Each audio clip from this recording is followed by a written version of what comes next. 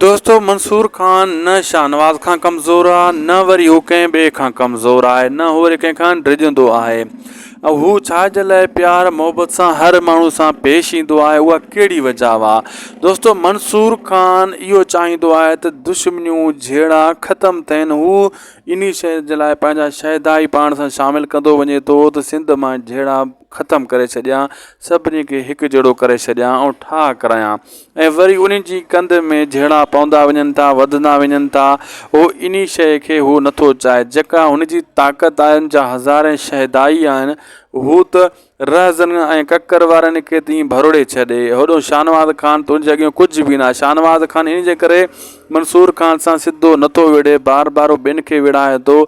साम्हूं उनखे ख़बर आहे मां वेंदुसि त अगरि साम्हूं मां इन में हथु ॻंढिया त मां पुर्ज़ा पुर्ज़ा थी वेंदुसि। मंसूर खान जी ताक़त जो अंदाज़ो शाहनवाज़ खान खे आहे, लेकिन सिधो न विढ़ंदो कॾहिं बि। ऐं मंसूर खान बि कॾहिं बि पंहिंजे शहदान खे न चवंदो तव्हां हिननि सां विढ़ो। हू पंहिंजा मसइला पाण हल करण जे लाइ तॾहिं हर माण्हू वटि झुके थो ऐं उनखे सम्झाइण जी कोशिशि करे थो।